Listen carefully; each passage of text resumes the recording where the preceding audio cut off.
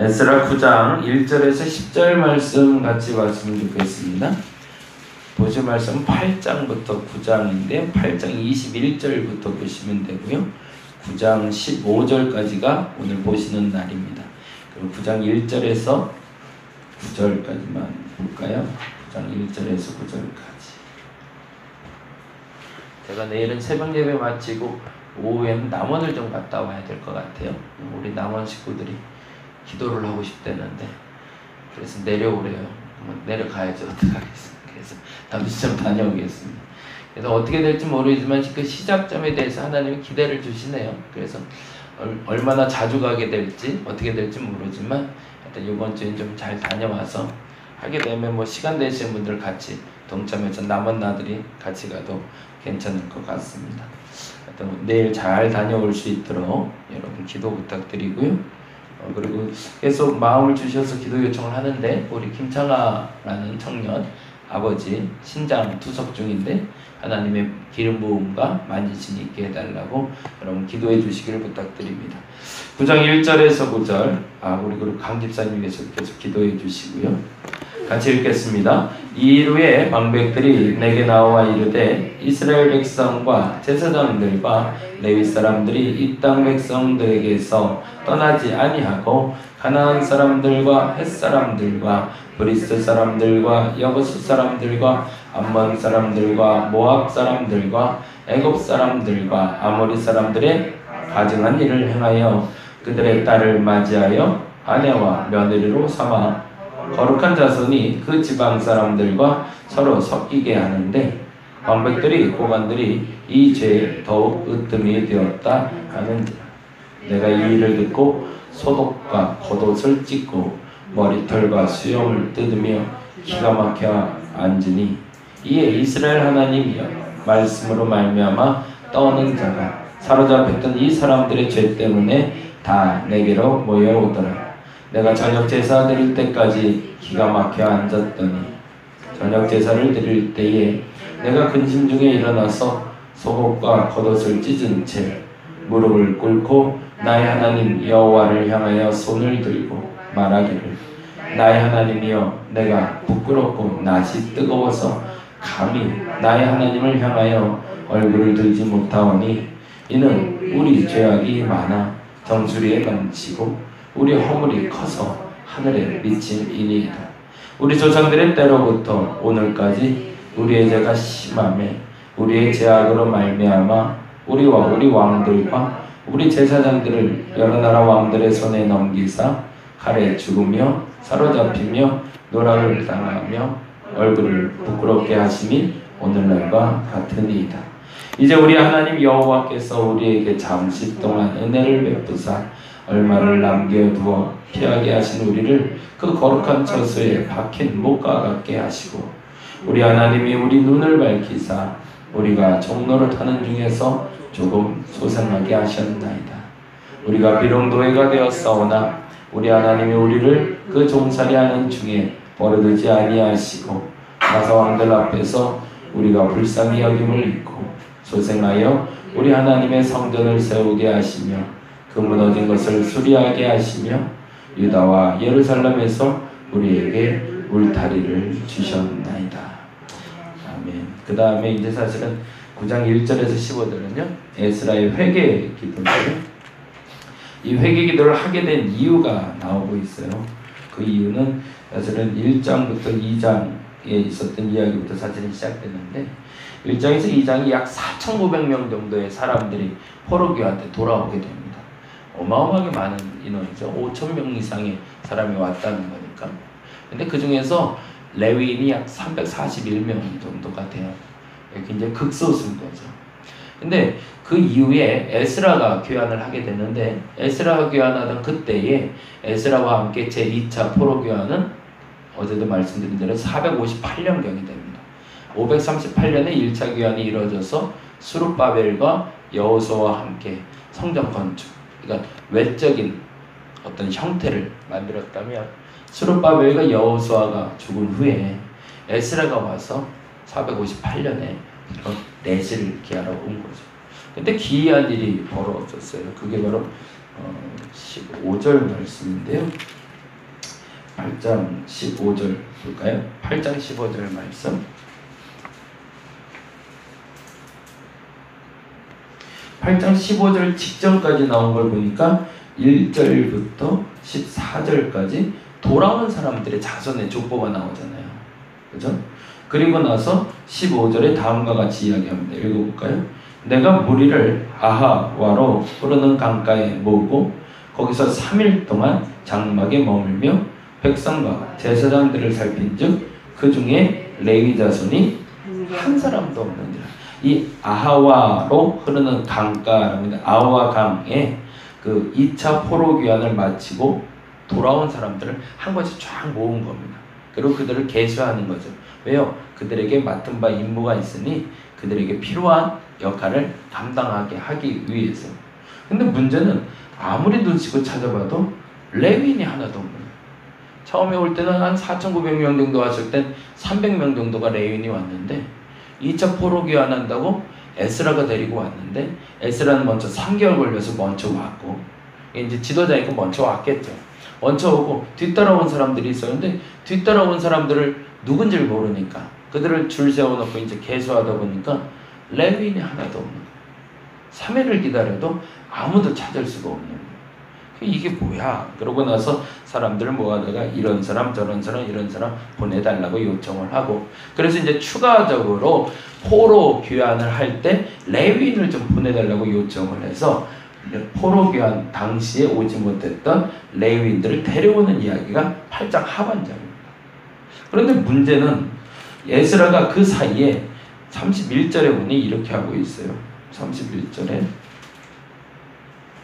같이 한번 읽어봅니다.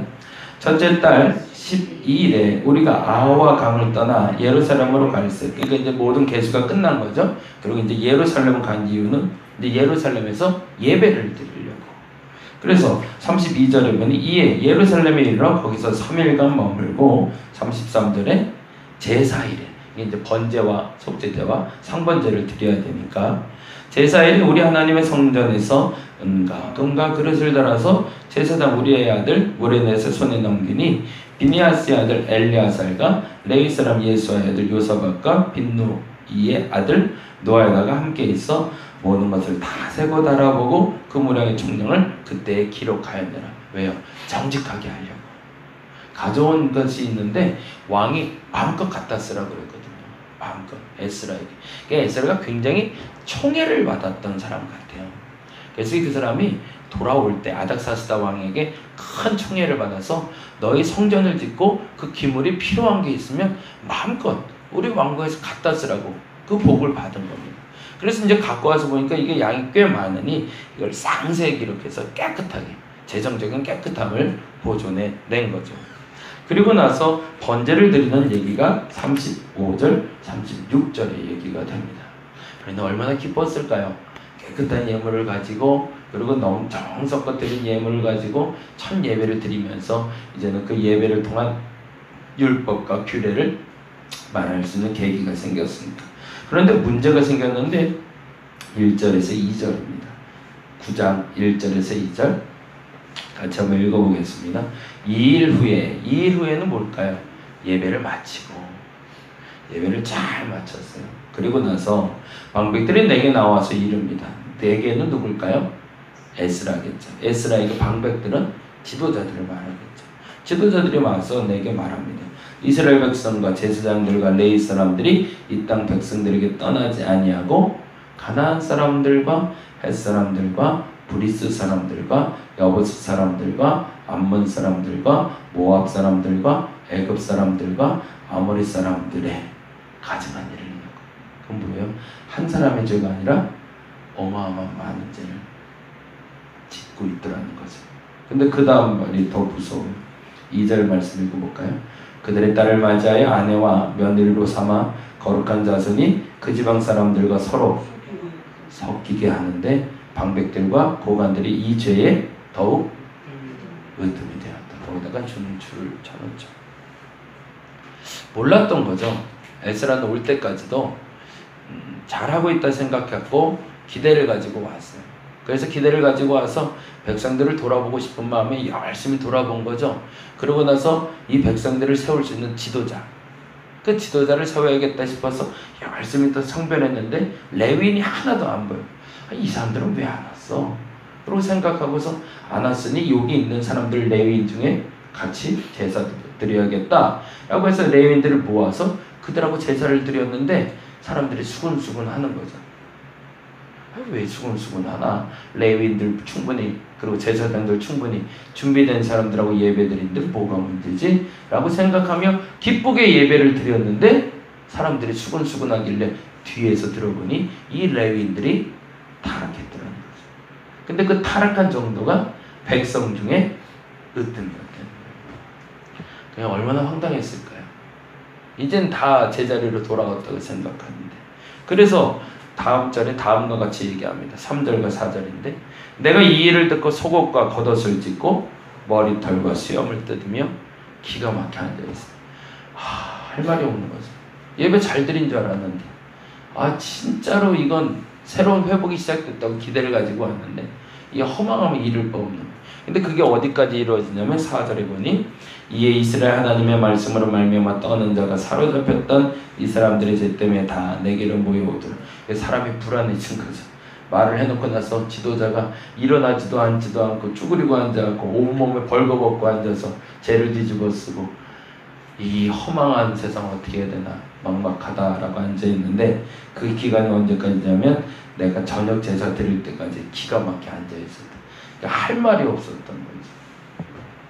어저께 오늘 새벽에 갑자기 3시에 깨갖고 잠을 못 잤는데 근데 이제 3시에 눈이 떠졌는데 몰라. 애들 다 자고 있으니까 불 켜기도 그렇고 약간 핸드폰을 켜서 이제 우연찮게 봤는데 기사가 하나 떴더라고요.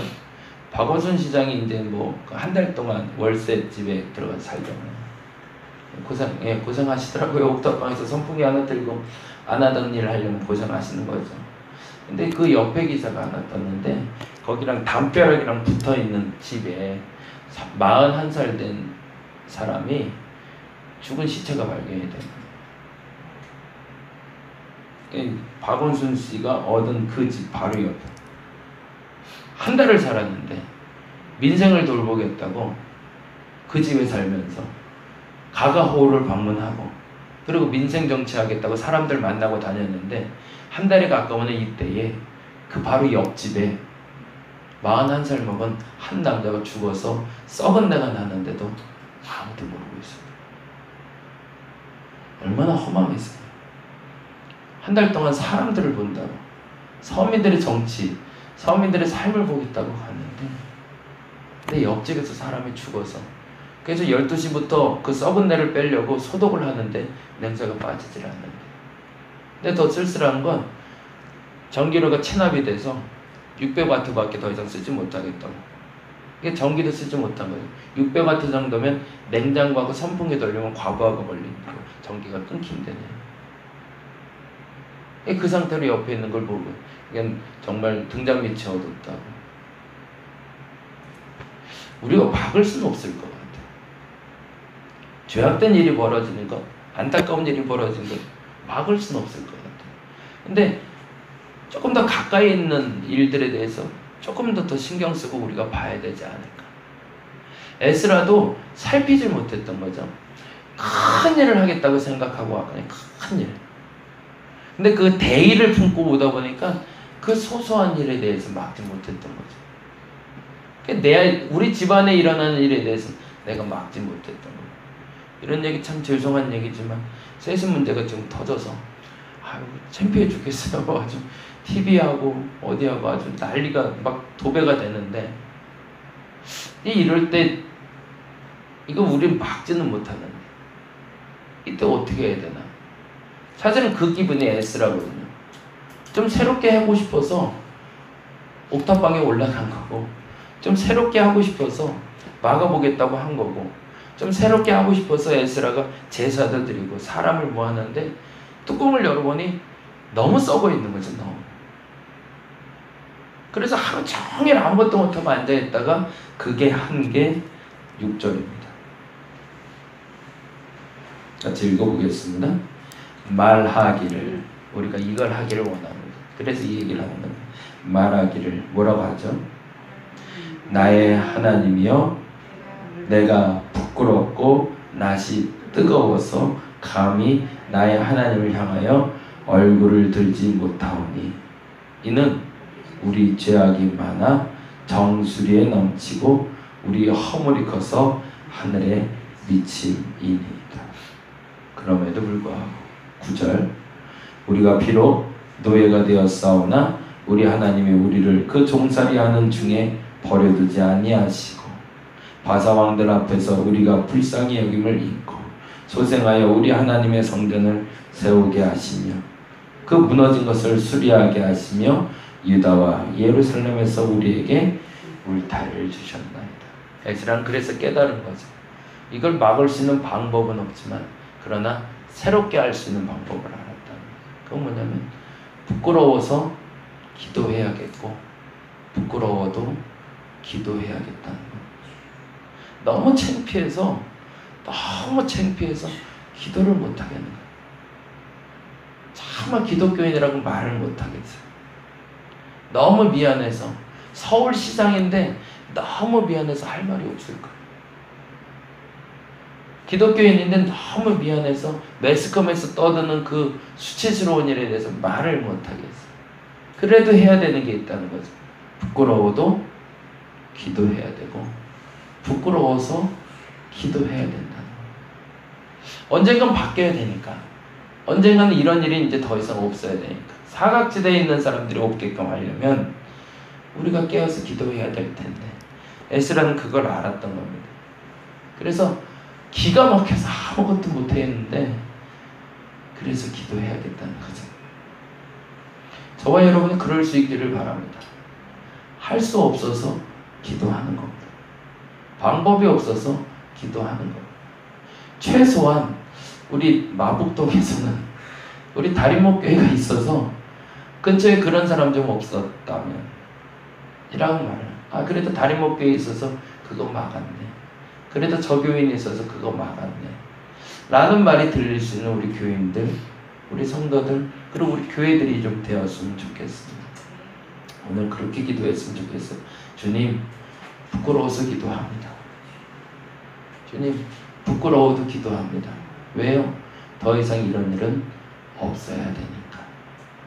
저와 여러분 오늘의 기도의 제목이 되기를 간절히 바랍니다. 기도하겠습니다. 부끄러워서 얼굴을 들 수가 없습니다. 도대체 뭐라고 말해야 될지 모르겠습니다. 더위에 참을만 했습니다. 우리는 참을만 했는데 도저히 참지 못하는 사람들도 있었습니다. 그래서 쓸쓸히 죽어서 시체가 돼서 썩은 내가 나는데도, 그 옆에 앉았는데도 모르는, 이게 도대체 뭔지 모르겠습니다. 무슨 세상이 이렇게 돌아가는지. 장애인들 얘기를 들어본 적이 있습니다. 사지가 묶여서 움직이면 안 되니까 땀을 뻘뻘 흘리는데 도저히 그 고통, 그 더위 참을 수 없어 이번에 피가 난다는 얘기도 들었습니다. 견딜만 해서 그런 일들을 둘러보지 못했습니다. 하나님, 부끄러워서 기도하고 싶습니다. 오늘은 부끄러워도 기도해야겠습니다. 지금까지 눈 감아서 못 봤던 것들을 보게 하셨으니 이제는 그 일을 위해서 우리가 기도하게 하시고, 이제는 그만 이 더위도 물러가게 하시고 이 고통도 물러가는 이 땅 대한민국 되게 하여 주시옵소서. 나를 그리스도인 삼으셨사오니 내 주변에는 이러한 슬픔과 서름을 보지 않게 하여 주시옵소서. 우리를 사용하여 주시옵소서. 감사합니다. 고마우신 예수님 이름으로 기도드렸습니다. 다 같이 기도하고 돌아가도록 하겠습니다.